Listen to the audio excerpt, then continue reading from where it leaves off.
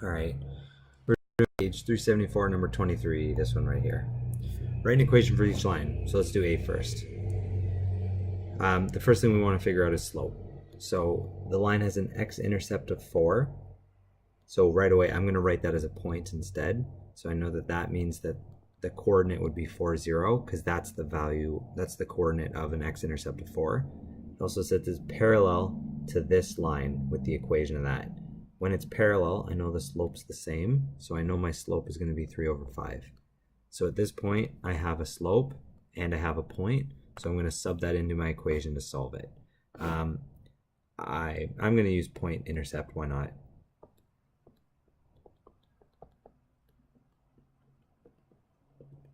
Okay, so that's my equation to start. I'm going to sub in the slope. Now I'm going to sub in the coordinates of this point that I already have. So the y value is 0, so it doesn't do anything. The x value is 4, so it'll make it -4. And now that's the equation. I also could have done it in y equals mx plus b. If I had done this, I would have subbed in 3/5 here for slope. And then for y and for x, I would have subbed in 4 and 0 to solve for b to get my equation. Both ways work. Let's do question B now.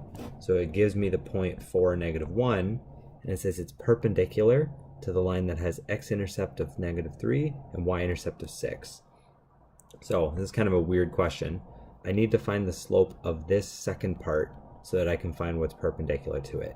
So I'm going to use the points that I have. So again, x-intercept -3 and 0, and y-intercept 0, 6. Those are my 2 points. I'm going to figure out the slope of this so I know what's perpendicular to it.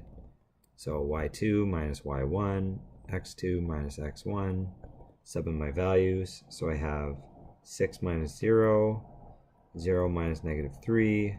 I got 6 over 3, which is just 2. So it says it's perpendicular to this slope, which means that the actual slope of this line is going to be -1/2. Instead of a 2, because it's the negative reciprocal for perpendicular. So now I have the slope, -1/2, and I found a point, or it gave me a point. So now I'm just going to, again, write my equation.